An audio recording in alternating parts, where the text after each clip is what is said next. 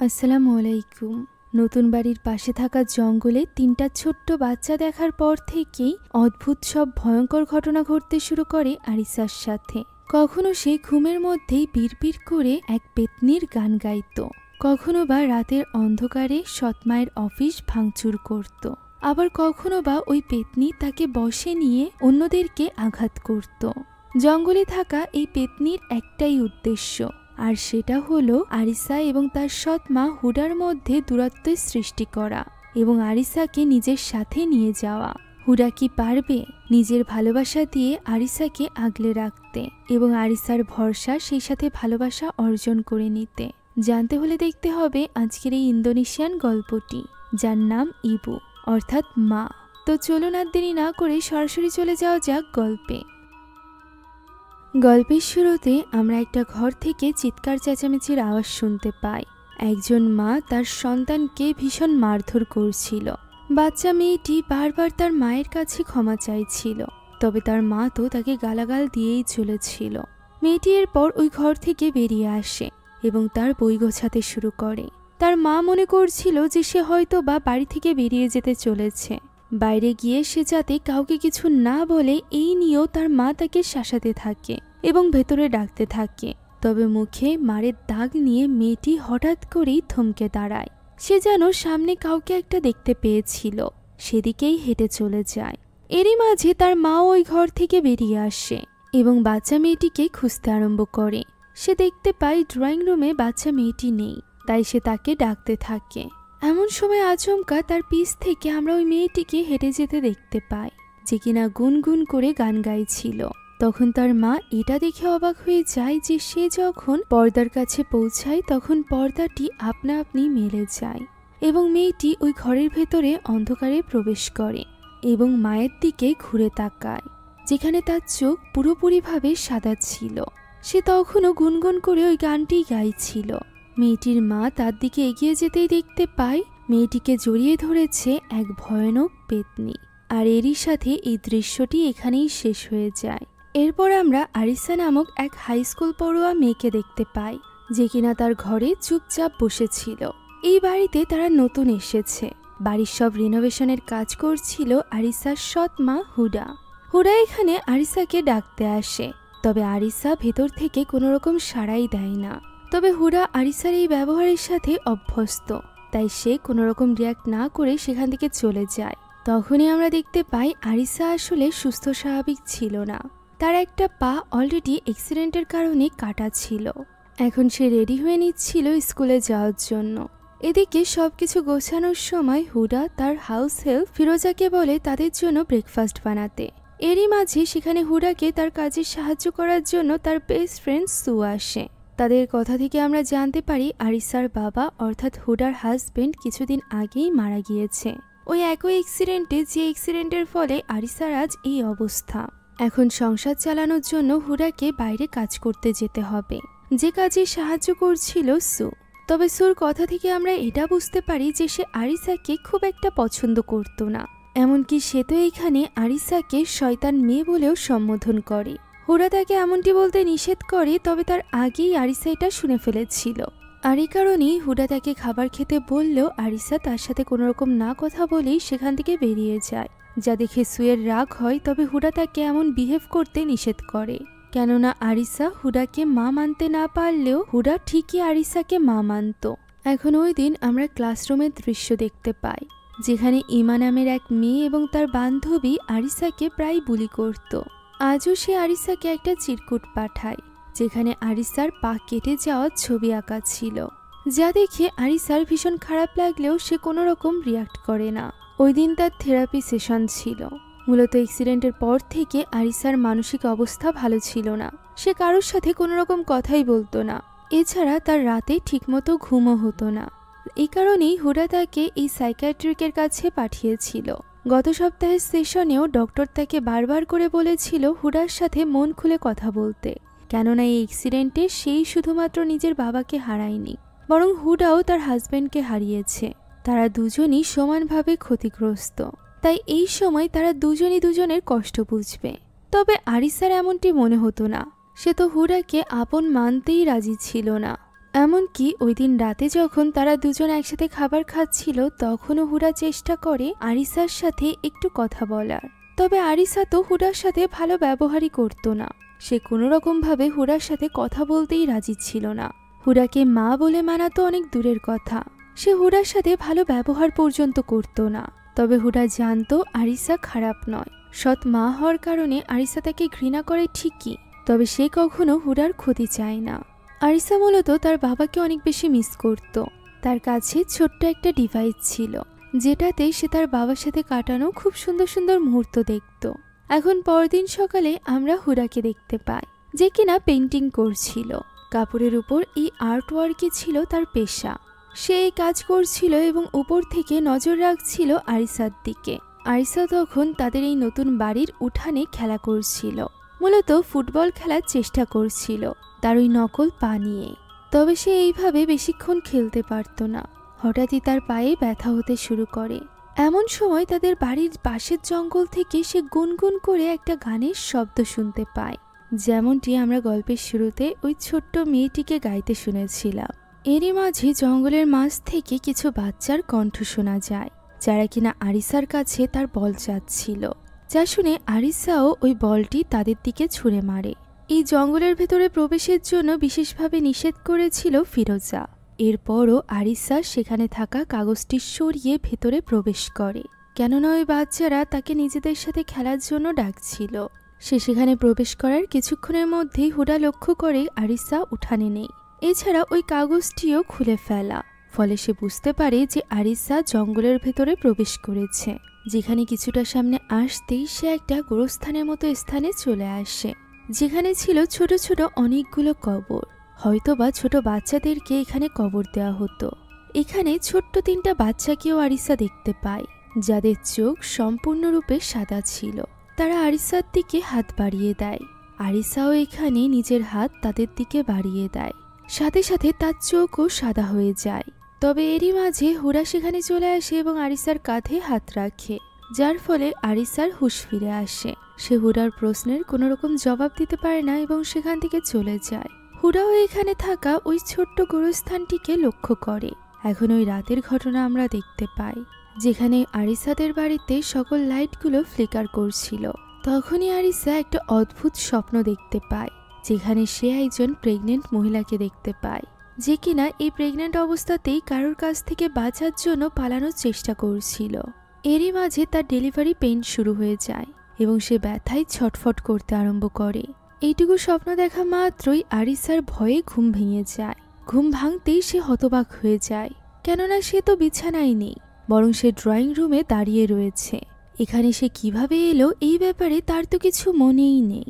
এখন পরদিন সকালে হুডা আরিসাকে স্কুলে এগিয়ে দেওয়ার সময় বারবার আরিসার দিকে তাকাচ্ছিল। এর কারণ জিজ্ঞাসা করাতে হুডা আরিসাকে প্রশ্ন করে যে গতকাল রাতে সে কি হুডার ঘরে এসেছিল। এই প্রশ্ন শুনে আরিসা অবাক হয়ে যায়। তখন হুডা বলে তার টেবিলের উপরে থাকা একটা ছোট্ট বক্স সে খুঁজে পাচ্ছে না, যেটা তার কাছে খুবই স্পেশাল। যা শুনে আরিসা এবার রেগে যায়। সে জিজ্ঞাসা করে হুডা কি তাকে চোরের অপবাদ দিচ্ছে। তখন হুডা বলে এমনটি নয়, তবে তারা দুজন বাড়িতে একা থাকে, আর সে যেহেতু ওই বক্সটি পাচ্ছে না এ কারণেই সে আরিসার কাছে জিজ্ঞাসা করছে। তখন আরিসা রেগে গিয়ে বলে সে ওই বক্স নেয়নি, সে যেন এরপর আর কোনো রকম প্রশ্ন তাকে না করে। হুডাও এখানে চুপ করে যায়। ওই দিন ব্রেক টাইমে আরিসা যখন প্লেগ্রাউন্ডে ছিল তখন সবাই খেলাধুলায় মজে ছিল। আরিসা নিজেও খেলাধুলা করতে অনেক বেশি পছন্দ করত, তবে এখন আর কাটা পা নিয়ে সেটা করতে পারছিল না, যে ব্যাপারটা নিয়ে সে মন খারাপ করে বসেছিল। এমন সময় সে এক কর্নারে একটা ছোট্ট বাচ্চা ছেলেকে দেখতে পায়, যার চোখ সাদা ছিল। সে আরিসার দিকে হাত বাড়িয়ে দেয়। আরিসা শুনতে পায় ফিসফিসানি একটা কণ্ঠ, যা শুনে আরিসাও যেন অন্য এক জগতে চলে যাচ্ছিল। এরই মাঝে টিচারের ডাকে তার হুঁশ ফেরে। সে দেখতে পায় ওই স্থানে তো কেউই নেই। অন্যদিকে বাড়িতে ফিরে হুডা তার ওই বক্স সব জায়গায় খুঁজছিল। তার বেডরুমে যখন সে এটা খুঁজছিল তখন ওই সময় আমরা তার পেছনে একটা ছোট্ট বাচ্চা মেয়েকে দেখতে পাই, যে কিনা দৌড়ে কোথাও একটা চলে যায়। হুডাও যেন এই জিনিসটা অনুভব করতে পারে, তাই সে দরজার দিকে এগিয়ে যায় দেখার জন্য। এমন সময় তার পেছনে থাকা চাদরটি আপনা আপনি হাওয়ায় ভেসে ওঠে। দেখে মনে হচ্ছিল এর ভেতরে যেন কোনো এক বাচ্চা দাঁড়িয়ে আছে। তবে হুডা সেটা দেখার আগেই চাদরটি নিচে পড়ে যায়। হুডাও এই জিনিসটা অনুভব করে এবং ওই চাদরটি চেক করে দেখে, তবে সেখানে কিছুই ছিল না। দৃশ্য আবারও ফিরে আসে স্কুলে, যেখানে আরিসাকে আবারও ইমা এবং তার বান্ধবীরা বিরক্ত করছিল। আরিসা তাদের কথায় গুরুত্ব না দিলে ইমা তার দিকে ছোট্ট একটা বল ছুঁড়ে মারে, যা দেখে আরিসা তাকে এমনটি করতে নিষেধ করলে ইমা তার কাছে এগিয়ে আসে এবং তাকে ঘুষি মারার ভয় দেখায়। যদিও আরিসা এতে এক ফোঁটাও ভয় পায় না, তবে ইমা তার বান্ধবীদের সামনে এমনভাবে প্রিটেন্ড করে যেন আরিসা অনেক ভয় পেয়েছে। এইভাবেই সে চলে আসছিল, এমন সময় পিছ থেকে আরিসা তাকে ডাক দেয়। ইমা পিছে ঘুরতেই আরিসা তার মুখের উপর একটা ফুটবল ছুঁড়ে মারে, যার ফলে ইমা অনেকটা আহত হয়ে পড়ে। যদিও আরিসার হুঁশ ফেরার পর তার মনেই ছিল না যে সে এটা কখন করল। এখন এই ঘটনার কারণে প্রিন্সিপাল হুডাকেও স্কুলে ডেকে পাঠায়। তার সামনেই আরিসাকে সে বকাঝকা করতে থাকে। আরিসা শুধুমাত্র একটা কথাই বলে যে সে জানে না যে এটা কিভাবে হলো, সে কিছুই করেনি। এখন স্কুল থেকে বাড়িতে যখন হুডা তাকে নিয়ে আসছিল, তখন সে দেখতে পায় আরিসার ভীষণ মন খারাপ। এজন্য তাকে একটু বেটার ফিল করাতে হুডা বলতে থাকে যে সেও তার স্কুল লাইফে অনেক বেশি দুষ্টু ছিল। সে তো ছেলেদের সাথেও মারামারি করত, এর জন্য সে সাসপেন্ডও হয়েছিল। হুডা আরও বলে যে তার আরিসার উপর সম্পূর্ণ বিশ্বাস আছে। সে যদি ওই মেয়েটিকে আঘাত করে থাকে তাহলে সে বিশ্বাস করে যে ওই মেয়েটি এটা ডিজার্ভ করত। যা শুনে আরিসা তার দিকে তাকায় ঠিকই, তবে সে কোনো রকম রেসপন্সই করে না। এখন ওই দিন রাতে হুডা যখন মিউজিক চালিয়ে কাজ করছিল, তখন হঠাৎই সে বাইরে থেকে কিছু একটার আওয়াজ শুনতে পায়, যে কারণে মিউজিকটি অফ করে সে বাইরে আসে। রুমের বাইরে এসে সে দেখার চেষ্টা করে যে কোথা থেকে এই আওয়াজটি আসছে। এমন সময় তার পেছনে আমরা এক ভয়ানক আকৃতিকে দেখতে পাই, যার উপস্থিতি হুডাও অনুভব করতে পারে। তবে পিছে ফিরতেই সে কাউকেই দেখতে পায় না। এমন সময় তার পেছনে চলে আসে আরিসা। আরিসাকে প্রাথমিকভাবে দেখে সে অনেকটা ঘাবড়ে যায়। পরবর্তীতে সে লক্ষ্য করে আরিসা যেন নিজের হুঁশে নেই। সে ঘুমের মাঝে হাঁটছিল এবং গুনগুন করে গাইছিল ওই গানটি। হুডা তার হুঁশ ফেরানোর চেষ্টা করেও ব্যর্থ হয়, তাই সে তাকে আস্তে আস্তে করে রুমের দিকে নিতে শুরু করে। যখন আরিসা বলে সে চলে এসেছে আমাকে নিতে, যা শুনে হুডা প্রশ্ন করে কে। উত্তরে আরিসা বলে মা। হুডা ঘুমের মধ্যে বলা এই কথায় খুব একটা গুরুত্ব দেয় না এবং তাকে নিয়ে গিয়ে শুইয়ে দেয়। আর এরপর বিছানায় থাকা কাগজপাতি টেবিলে রাখতে গিয়ে সে দেখতে পায় আরিসার টেবিলেই রয়েছে তার ওই ছোট্ট বক্সটি, যেটা হারিয়ে যাওয়ার ব্যাপারে সে আরিসাকে প্রশ্ন করেছিল। এর মানে সত্যি আরিসা কাল রাতে তার রুমে ঢুকেছিল এবং এই বক্সটি সে নিয়ে এসেছে, অর্থাৎ আজ সকালে সে হুডাকে মিথ্যা বলেছিল। যে ব্যাপারটা ভেবে হুডার অনেক বেশি খারাপ লাগে। পরদিনও তার এই ব্যাপারটা নিয়ে অনেক বেশি মন খারাপ ছিল। সে আরিসাকে এই ব্যাপারে জিজ্ঞাসা করতে চাইছিল। সে খাবার টেবিলে আরিসাকে তার গতরাতে স্লিপ ওয়াকিং এর ব্যাপারে জানায়। গতরাতে হুডাকেই আরিসাকে রুমে রাখতে হয়েছিল, আর যখন সে আরিসাকে তার রুমে রাখতে গিয়েছিল তখন সে তার টেবিলের উপর এই বক্সটি পেয়েছে। হুডা আগেই বলেছিল যে এই বক্সটি তার জন্য খুবই স্পেশাল, আর এটা যদি হারিয়ে যেত তাহলে সে নিজেও জানে না যে সে কি করত। আরিসা তখন চিৎকার করে বলে যে সে আগেও বলেছে যে সে এই বক্সটি নেয়নি। সে কেন তাকে বিশ্বাস করছে না? সে কি শুনতে পাচ্ছে না যে আরিসা কি বলেছে? এরকমই মিসবিহেভ করে আরিসা আবারও সেখান থেকে উঠে চলে আসে। হুডার এতে করে ভীষণ কষ্ট লাগে। সবকিছু নিয়ে সে হাঁপিয়ে উঠছিল। যত চেষ্টাই করা হোক না কেন, সে কিছুতেই আরিসার মন জয় করতে পারছিল না। এদিকে স্কুলে গিয়ে আরিসা তার ক্লাসরুমে যায়, যেখানে আমরা এমাকে দেখতে পাই, যার বল লাগার ফলে মুখের অবস্থা বেশ বেগতিক হয়ে গিয়েছিল। এদিকে বাড়িতে থাকা হুডা সুকে আরিসার এই স্লিপ ওয়াকিং এর ব্যাপারটা খুলে বলে, যেখানে সুর তো মনে হচ্ছিল আরিসা এই সব কিছু ইচ্ছা করে করছে হুডাকে বিরক্ত করার জন্য। হুডা এই কথা মানতে না চাইলে সু বলে যে ছোটবেলাতে তারও স্লিপ ওয়াকিং এর প্রবলেম ছিল। মেবি তার স্ট্রেসের জন্য 2-1 দিন স্লিপ ওয়াকিং হয়েছিল, যে কারণে তার বাবা মা তার বোনকে বিশেষভাবে নিষেধ করেছিল স্লিপ ওয়াকিং এর সময় তাকে জাগাতে, কেননা এমনটা করলে হার্ট অ্যাটাক অথবা ব্রেন ড্যামেজ হতে পারে। এরপর হঠাৎই একদিন সু জানতে পারে যে সে যে ছেলেটাকে পছন্দ করত তার সাথে তার বোনের সম্পর্ক রয়েছে, যেটা জানার পর তার বোনের উপর ভীষণ রাগ হয়। আর এই কারণেই প্রতিশোধ নেওয়ার জন্য সে পরপর 3 রাতে স্লিপ ওয়াকিং এর অ্যাক্টিং করতে করতে তার বোনের ঘরে যেত এবং তাকে থাপ্পড় মারত। এভাবেই সে তার প্রতিশোধ নিয়েছিল। হুরা বলে তার কি মনে হচ্ছে আরিসাও তাকে বিরক্ত করার জন্য বা তার প্রতি প্রতিশোধ নেওয়ার জন্য এমনটি করছে। সুর আসলে এমনটিই মনে হচ্ছিল। হুরা তার কথা হেসে উড়িয়ে দিলেও আমরা বুঝতে পারি হুরার মনেও আরিসাকে নিয়ে বেশ সন্দেহ জাগছিল যে সত্যি আরিসা অসুস্থ কিনা। এখন ওই দিন গভীর রাতে হুরার হঠাৎই ঘুম ভেঙে যায় কিছু আওয়াজে। মনে হচ্ছিল বাইরে কেউ ভাঙচুর করছে। সে একটু ঘাবড়ে যায় এবং আস্তে আস্তে করে রুমের বাইরে বেরিয়ে আসে। সে দেখতে পায় তার অফিস রুমের সব কিছু তছনছ করে দিচ্ছে কেউ একজন। এগিয়ে যেতেই সে দেখতে পায় এটা আর কেউ নয় বরং আরিসা, যে কিনা ঘুমের মাঝে গুনগুন করে ওই গান গাইছিল এবং হাতে একটা হাতুড়ি নিয়ে সবকিছু ভাঙচুর করছিল। হুডা তার কাছে এগিয়ে যেতেই আরিসা ওই হাতুড়ি নিয়ে হুডার উপর হামলা করতে যায়। তবে হুডা তাকে ধরে ফেলে এবং তার হুঁশ ফেরানোর চেষ্টা করতে থাকে। আরিসা এখানে ছটফট করছিল এবং আঘাত করার চেষ্টা করছিল। তবে হুঁশ ফিরতেই সে হতবাক হয়ে যায় আশেপাশের এই পরিবেশ দেখে। সেই সাথে হুডাও অনেকটা হতাশ হয়ে পড়ে। এখন যেন কোনো কিছুই তার কন্ট্রোলে ছিল না। এখন পরদিন আরিসা এই সব কিছু নিয়ে মন খারাপ করে বসেছিল। তখন তার সাথে কথা বলতে আসে ফিরোজা। ফিরোজাই মূলত ছোটবেলা থেকে আরিসাকে লালন পালন করতে তার বাবাকে সাহায্য করেছিল, যে কারণে ফিরোজার সাথে অনেকটা খোলামেলা ছিল আরিসা। আর এই কারণেই হুডা তাকে ডেকে পাঠিয়েছিল আরিসার সাথে কথা বলতে। ফিরোজা এখানে আরিসাকে এইসব ব্যাপারে জিজ্ঞাসা করে এবং আশ্বস্ত করে যে আরিসা সব কিছু তাকে খুলে বলতে পারে। ফিরোজা তাকে সাহায্য করবে সব সিচুয়েশনের সাথে লড়াই করতে। প্রথমে তো আরিসা কিছুই বলতে চাচ্ছিল না, তবে সে কিছুটা সাহস জুগিয়ে ফিরোজাকে বলে যে সে ভয় পাচ্ছে। যা শুনে ফিরোজা জিজ্ঞাসা করে যে তার কারণ কি। তখন আরিসা বলে প্রতি রাতে যখন তার সাথে এই অদ্ভুত ঘটনা ঘটে তখন মূলত সে ঘুমের ঘরে একটা স্বপ্ন দেখে, যে স্বপ্নে সে প্রতিনিয়ত জঙ্গলের ভেতরে নিজেকে দেখতে পায়, যে গহীন জঙ্গলের ভেতর থেকে গুনগুন করে গানের শব্দ ভেসে আসে।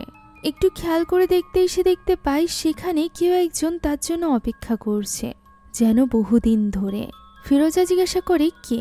উত্তরে আরিসা বলে যে মা। যা শুনে ফিরোজাও যেন কেঁপে ওঠে। সে আরিসাকে প্রশ্ন করে যে এই স্বপ্ন সে কতদিন ধরে দেখছে। আরিসার মনে ছিল না, তবে এই বাড়িতে আসার পর থেকেই সে এরকম স্বপ্ন দেখছে। ফিরোজা জিজ্ঞাসা করে আরিসা এই ব্যাপারে হুডাকে বলেছে কিনা। আরিসা বলে হুডা এটা জানলে তাকে পাগল ভাববে। ফিরোজা বলে হুডা কখনোই এটা ভাববে না, সে অনেক ভালো একজন মানুষ। এই সময় হঠাৎই কলিং বেলের আওয়াজ শোনা যায়। ফিরোজা দেখতে চলে যায় কে এসেছে। তখন সেখানে আরিসা একা ছিল। হঠাৎই সে দেখতে পায় সে যেন জঙ্গলের ভেতরে চলে এসেছে, যা দেখে সে অনেকটা ঘাবড়ে যায়। সে কি করবে তা বুঝে উঠতে পারছিল না। এমন সময় সে তার স্বপ্নের ওই মহিলাটিকে দেখতে পায়, যে কিনা তার মৃত বাচ্চাকে কোলে নিয়ে কাঁদছিল। মহিলাটি এখানে তার রক্তাক্ত হাত আরিসার দিকে এগিয়ে দেয়। আরিসাও যেন কেমন একটা হয়ে যায়। সে নিজের হাত বাড়িয়ে ওই মহিলাটির দিকে এগিয়ে যায়। আমরা দেখতে পাই বাস্তবেও সে সামনের দিকে এগিয়ে চলেছিল, যেখানে সামনে ওই পেতনির রক্তাক্ত হাত তার দিকে বাড়িয়েছিল। আস্তে আস্তে আরিসার চোখ সাদা হয়ে যায়। এমন সময় তার হুঁশ ফেরায় ফিরোজা। এই ঘটনায় ফিরোজা নিজেও অনেকটা ঘাবড়ে গিয়েছিল এবং বুঝতে পেরেছিল এই সব কিছুর পেছনে কে দায়ী। তাই এই ব্যাপারে সে হুডার সাথে কথা বলতে যায়। সে তাকে পন্তিয়ানাকের ব্যাপারে বলে। পন্তিয়ানাক হলো ইন্দোনেশিয়ান মিথোলজিতে এমন এক পেতনি যে কিনা বাচ্চা জন্ম দেওয়ার সময় মারা গিয়েছিল, যার লাশ কেউ কখনো খুঁজে পায়নি। এরকম একটা পেতনি যে কিনা মানুষের বাচ্চাকে কেড়ে নিতে চায়। সে প্রথমে মা এবং সন্তানের মধ্যে ভুল বোঝাবুঝি সৃষ্টি করে, যাতে করে মা এবং সন্তানের মধ্যে যে স্ট্রং সম্পর্ক থাকে সেটা ধ্বংস হয়ে যায়। আর এটা যখন নিঃশেষ হয়ে যায় তখনই পন্তিয়ানাক ওই বাচ্চাকে নিজের সাথে নিজের দুনিয়ায় নিয়ে যায়। আর একবার যদি পন্তিয়ানাক নিয়ে যায় তাহলে ওই বাচ্চাকে আর কখনোই খুঁজে পাওয়া সম্ভব না। এই সব কথা হুডা বিশ্বাস করত না, যদিও ফিরোজা এখানে তাকে বোঝানোর অনেক চেষ্টা করে যে সে এখনো পর্যন্ত আরিসাকে ভালোবাসে, এ কারণেই পন্তিয়ানাক নিতে পারেনি। আর সে যদি এখনো সতর্ক না হয় তাহলে পন্তিয়ানাকের বেশি সময় লাগবে না আরিসাকে নিজের সাথে করে নিয়ে যেতে। হুডা এখানে এইসব কথাই নিজে তো বিশ্বাস করেই না, এর উপর আবার সে ফিরোজাকে নিষেধ করে এইসব কিছু আরিসার সামনে বলার জন্য। এমনিতেই আরিসা গত কয়েকদিন ধরে অনেক উল্টোপাল্টা জিনিসপত্র করছে। পন্তিয়ানাকের ব্যাপারে জানলে সে আরো বেশি ডিস্টার্ব হয়ে যাবে। ফলে ফিরোজাও এখানে আর কিছু বলতে পারে না। এখন ওই রাতে কাজ শেষ করে হুডা যখন রুমে যাচ্ছিল ঘুমানোর জন্য, তখন হঠাৎই সে আরিসার ঘর থেকে তার কান্নার আওয়াজ শুনতে পায়। সে দরজার কাছে গিয়ে আরিসাকে জিজ্ঞাসা করে যে কি হয়েছে।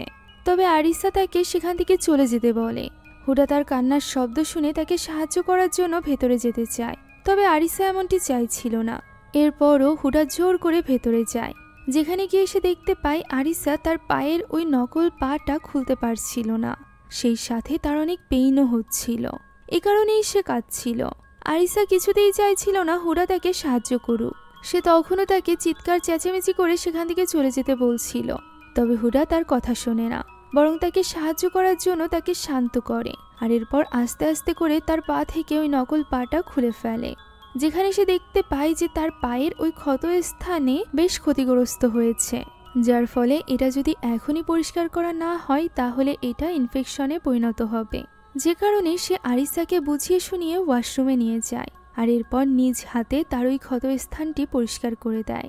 আরিসার এখানে হুডার প্রতি করা সকল ব্যবহারের জন্য ভীষণ খারাপ লাগছিল, তাই তো সে এখানে হুডাকে প্রশ্ন করে যে তার কি মনে হয় যে গত কয়েকদিন ধরে যা কিছু ঘটছে সব কিছু আরিসা ইচ্ছা করে করছে। হুডা এখানে কিছুক্ষণ চুপ করে থেকে উত্তর দেয় যে সে জানে আরিসা তাকে পছন্দ করে না, সে তাকে হয়তোবা ঘৃণা করে, তবে সে তাকে যতই ঘৃণা করুক না কেন আরিসা এমন মেয়েই না যে কিনা স্লিপ ওয়াকিং এছাড়া সজ্ঞানে হুডার অফিসের সবকিছু ভাঙচুর করার মতো উল্টোপাল্টা কাজ করবে। যা শুনে আরিসার একটু ভালো লাগে। তখন সে হুডাকে জিজ্ঞাসা করে যে ছোট্ট ওই মিউজিক বক্সটা আরিসার বাবা কি হুডাকে দিয়েছিল। হুডা এখানে হ্যাঁ বলে। তখন আরিসা বলে সে সেটা একবারের জন্য দেখতে চায়। আরিসাও এতে রাজি হয়ে যায়। এটা দেখে আরিসা অবাক হয়ে যায়, কেননা সে জানতে পারে হুডা প্রেগনেন্ট ছিল। অর্থাৎ ওই অ্যাক্সিডেন্টে আরিসা শুধুমাত্র নিজের পাও হারায়নি, হুডা হারিয়েছে মাতৃত্ব। যা জানার পর আরিসার অনেক বেশি খারাপ লাগে। সে বলে হুডার কখনো রাগ হয় না যে সে মা হতে পারেনি ওই অ্যাক্সিডেন্টের কারণে। তখন হুডা বলে কে বলেছে সে মা হতে পারেনি, অর্থাৎ সে এখানে আরিসার মা এটাই বোঝাচ্ছিল।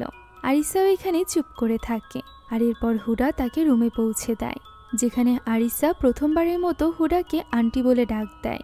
এখনো পর্যন্ত মা না বললেও আন্টি বলেছে এই ব্যাপারটা নিয়েই হুডা খুশি হয়ে যায় এবং চলে আসে নিজের ঘরে। ঠিক ওই সময় আমরা ফিরোজার বাড়ির দৃশ্য দেখতে পাই, যেখানে ফিরোজা ঈশার নামাজ আদায় করছিল। সে যখন সেজদায় যায় তখন আমরা তার পেছনে একটা ছোট্ট বাচ্চার আত্মাকে দেখতে পাই। সেই সাথে ওই রুমে থাকা টিভিটিও চালু হয়ে যায়। ফিরোজা এটা দেখে বেশ অবাক হয়, তাই তো সে ভয়ে ভয়ে আস্তে আস্তে এগিয়ে যায় ওই টিভিটির দিকে এবং রিমোট দিয়ে সেটা বন্ধ করে দেয়। তবে অবাক করা বিষয় হলো সেটা আবারও আপনা আপনি চালু হয়ে যায়। ফিরোজা এতে করে আরও বেশি ঘাবড়ে যায়। এবার সে টিভি সুইচ অফ করে দেয়, তবে এতেও লাভ হয় না। সাথে সাথে তার সামনেই আপনা আপনি টিভিটা অন হয়ে যায়, যা দেখে এবার ফিরোজা আরও বেশি ঘাবড়ে যায়। এত বেশি ঘাবড়ে গিয়েছিল যে সে দ্রুতই টিভির প্লাগটা খুলে দেয়, তবে এতেও লাভ হয় না। কিছুক্ষণ পর টিভিটি আপনা আপনি আবারও চালু হয়ে যায়। এবার ফিরোজা অনেকটা ভয় পেয়ে গিয়েছিল। সে আশেপাশে দেখছিল গুনগুনিয়ে গানের শব্দ কোথা থেকে আসছে। এমন সময় ঠিক তার পেছনের দেওয়ালে আমরা ওই আকৃতিকে দেখতে পাই, অর্থাৎ পন্তিয়ানাককে, যে কিনা হামলা করে ফিরোজার উপর। ফিরোজা আপ্রাণ চেষ্টা করে ওই পন্তিয়ানাকের হাত থেকে বাঁচার, তবে সে বাঁচতে পারে না। অন্যদিকে আরিসার সাথেও বেশ ভয়ানক সব কর্মকাণ্ড শুরু হয়ে গিয়েছিল। হঠাৎ করে তার কানের ইয়ারফোনটা নিচে পড়ে যায়, যেটা ওঠানোর জন্য সে যখন বেডের নিচে হাত দিতে যায় তখনই সে দেখতে পায় বেডের অপর পাশ দিয়ে কেউ যেন হেঁটে বেডের কাছে আসছে, আর এরপর সে বিছানার উপরে উঠে যাচ্ছে। এই পুরো দৃশ্য দেখে আরিসা এমনিতেই অনেকটা ভয় পেয়ে গিয়েছিল। এর উপর আবার ওই শক্তি এবার তার পা ধরে টানতে আরম্ভ করে। তার ওই নকল পা ধরে আরিসাকে টেনে ভেতরে নিয়ে যাওয়ার চেষ্টা করছিল ওই ভয়ানক শক্তি, যে কারণে আরিসা চিৎকার করে সাহায্য চাইছিল হুডার কাছে। হুডাও দৌড়ে চলে যায় আরিসার ঘরের সামনে। ঘরটি লক থাকায় সে দ্রুত চাবি নিয়ে ঘরের দরজা খোলে। ততক্ষণে আরিসা বুদ্ধি খাটিয়ে নকল পাটা নিজের পা থেকে আলাদা করে ফেলে, ফলে ওই পন্তিয়ানাকের হাত থেকেও বেঁচে যায়। হুডা ভেতরে ঢুকে এই ব্যাপারে জিজ্ঞাসা করলে আরিসা বলে বিছানার নিচে কেউ একজন আছে, তবে হুডা বিছানার নিচে কাউকেই দেখতে পায় না। ফলে সে অনেকটা কনফিউজড হয়ে পড়ে যে সে কাকে বিশ্বাস করবে। তবুও আরিসা যেহেতু এতটা নিশ্চিত ছিল তাই সে পুলিশকে কল করে। পুলিশ এসে পুরো বাড়িটা একবার চেক করে এবং জানায় পুরো বাড়িতে কেউই নেই। পুলিশের মনে হচ্ছিল আরিসা হয়তো বা কোনো দুঃস্বপ্ন দেখেছে। এই ব্যাপারটা শুনে আরিসা হুডাকে বলে সে কোনো দুঃস্বপ্ন দেখেনি, সে শিওর ওইখানে কেউ একজন ছিল। হুডাও এখানে তার কথা মেনে নেয়। তবে আমরা হুডার মুখ দেখে বুঝতে পারি যে সে আরিসাকে না বললেও সে আসলে আরিসার কথা বিশ্বাস করতে পারছিল না। এখন ওই রাতে আরিসা নিজে থেকে আসে হুডার সাথে ঘুমানোর জন্য, যা দেখে হুডা খুশি হয়ে যায় এবং তাকে নিজের কাছে শুইয়ে দেয়। পরদিন হুডা সুয়ের সাথে একটা কফি শপে বসেছিল, যেখানে সুয়ের তখনও মনে হচ্ছিল এই সব কিছু আরিসা ইচ্ছা করে করছে, শুধুমাত্র হুডাকে বিরক্ত করার জন্য। তবে হুডার এমনটি মনে হচ্ছিল না, সে আরিসাকে বিশ্বাস করত আর এই ব্যাপারটা সে সুকে বোঝানোরও চেষ্টা করে। এমন সময় তার কাছে কল আসে ফিরোজার মেয়ের, যেখান থেকে সে জানতে পারে গতকাল রাতে ফিরোজা গায়েব হয়ে গিয়েছে। সে কোথায় গিয়েছে, কি হয়েছে তার সাথে, এইসব ব্যাপারে তারা কেউই জানে না। সে শুধুমাত্র মিসিং হয়ে গিয়েছে। আর এটা জানার পর হুডা আরও বেশি হতাশ হয়ে পড়ে। তখন সু তাকে বলে যে অ্যাক্সিডেন্টের প্রায় 1 বছর হয়ে গিয়েছে। এই 1 বছর সে অনেক প্রেশার সামলেছে, আরিসার মতো মেয়েকে সামলেছে, তাই এখন তার একটু ব্রেক নেওয়া উচিত। আজ রাতে হুডার কলিগদের একটা প্রোগ্রাম ছিল, সু তাকে সেখানে যেতে বলে।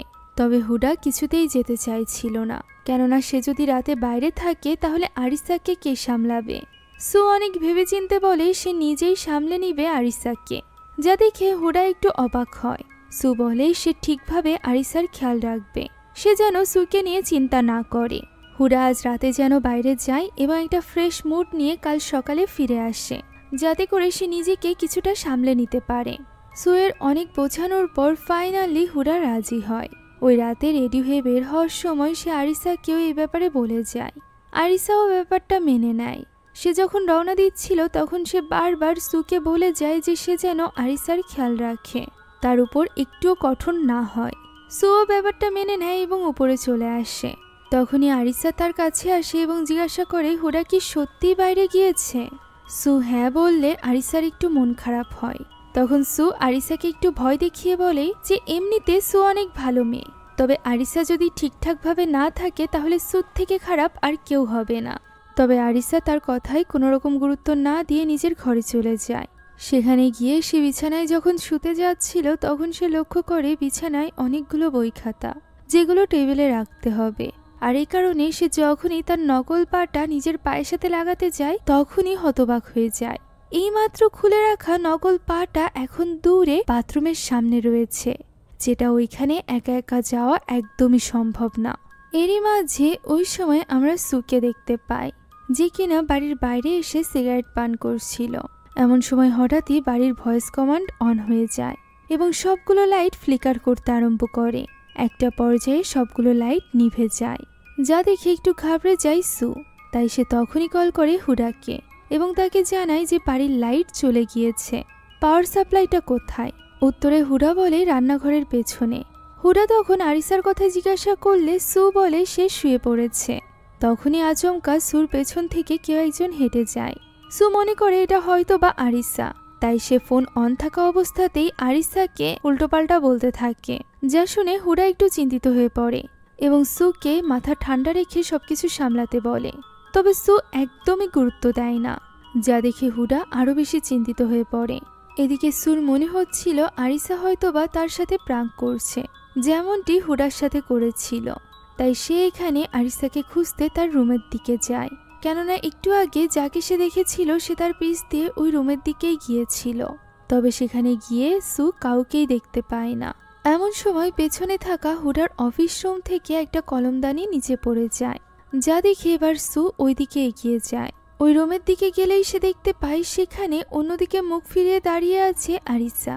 সু আরিসাকে ডাকতে থাকে এবং বলতে থাকে সে তার সৎমায়ের মতো না, সৎমায়ের মতো ভেবে সে তার সাথে প্রাঙ্ক করতে পারবে না। তবে আরিসা তার কথায় কোনো রকম সাড়া দেয় না। এমন সময় তার হাতে থাকা লাইটটি ফ্লিকার করতে আরম্ভ করে।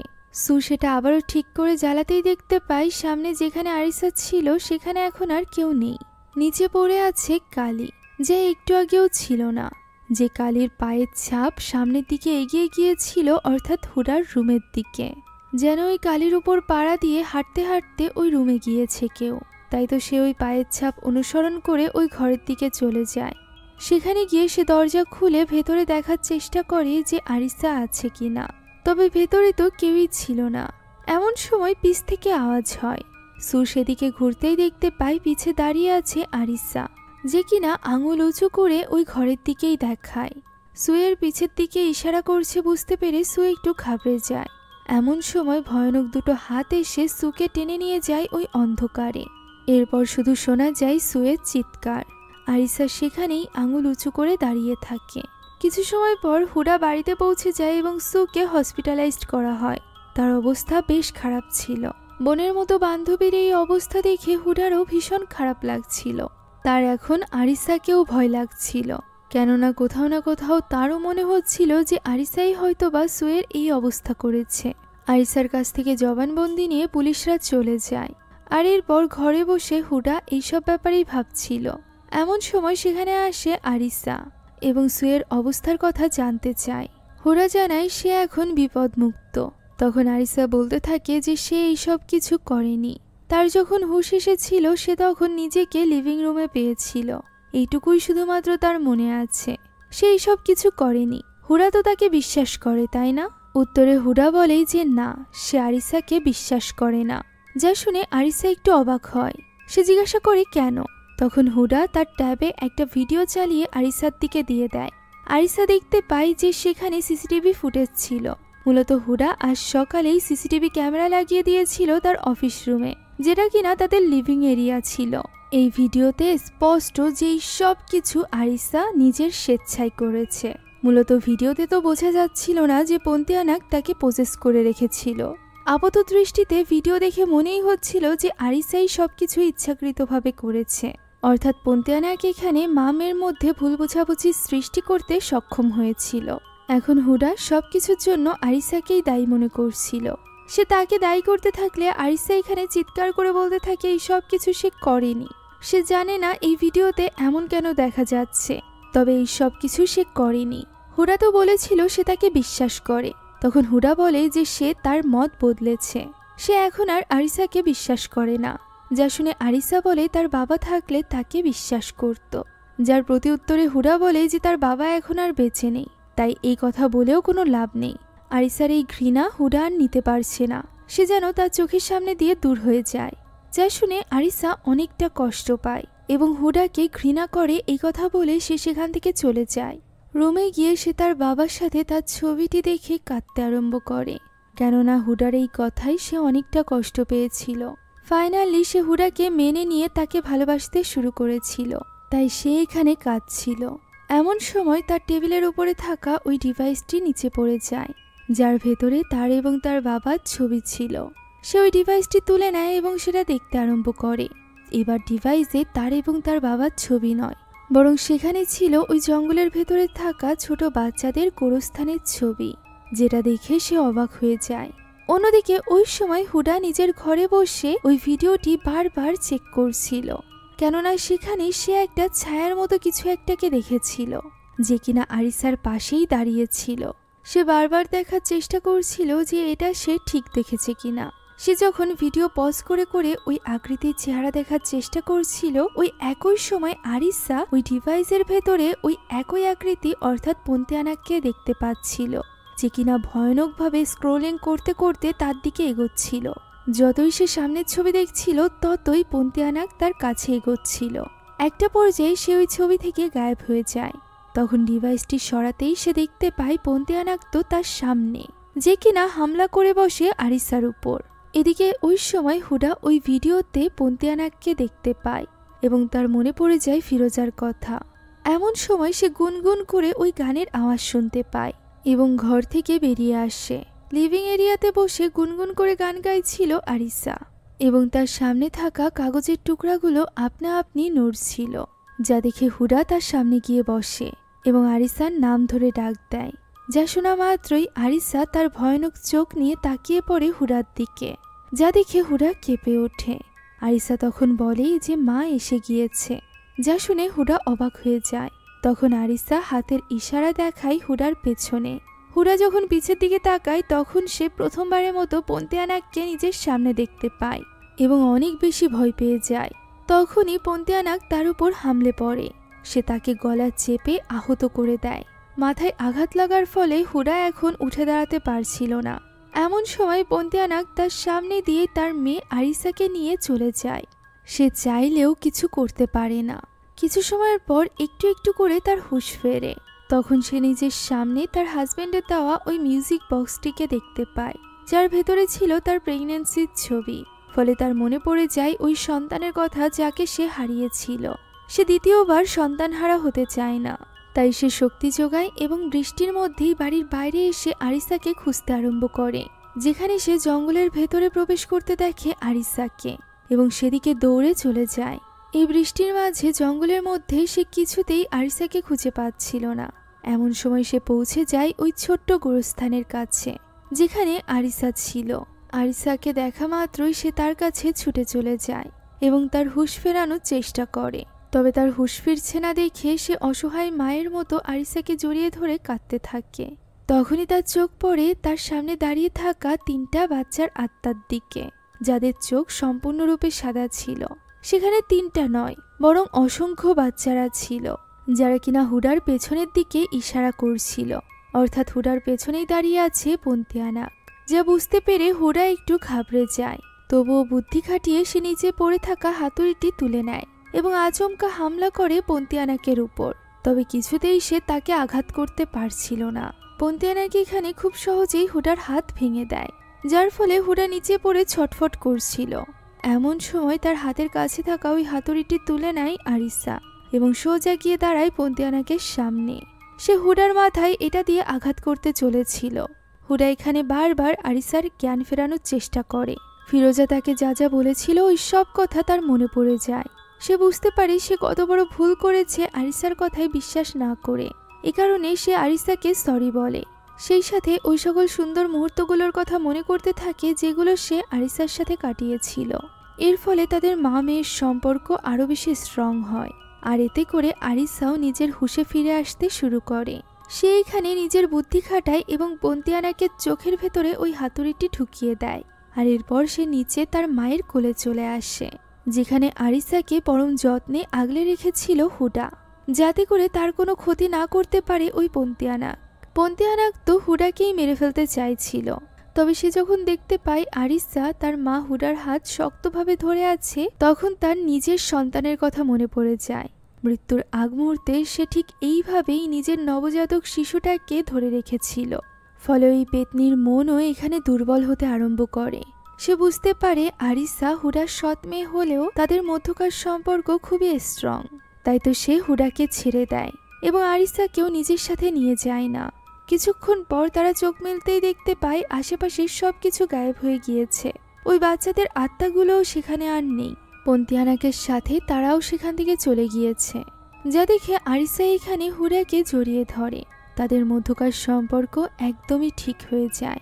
পন্তিয়ানাক পেতনির আক্রমণের কারণেই মূলত আরিসা বুঝতে পেরেছিল হুডা তাকে কতটা ভালোবাসে। হুডা তার আসল মা ছিল না ঠিকই, তবে সে তার নিজের সন্তানের মতোই আরিসাকে আগলে রেখেছিল, যে কারণে আরিসা এখন তাকেই নিজের মা ভাবতে আরম্ভ করে। আর এই সুন্দর এন্ডিংয়ের মধ্য দিয়ে আজকের এই গল্পটি এখানেই শেষ হয়ে যায়। আশা করছি এই গল্পটি আপনাদের কাছে ভালো লেগেছে। যদি ভালো লেগে থাকে তাহলে একটি লাইক এবং একটি কমেন্ট করতে ভুলবেন না। এরকমই নতুন নতুন মুভির এক্সপ্লেনেশনের জন্য অবশ্যই আমাদের চ্যানেলটিকে সাবস্ক্রাইব করে যাবেন। এছাড়া আমাদের সকল ভিডিওর আপডেট পেতে এখনই জয়েন করুন আমাদের হোয়াটসঅ্যাপ চ্যানেলে। লিংক কমেন্ট বক্সে পেয়ে যাবেন। Thank you so much for watching this video. আল্লাহ হাফেজ।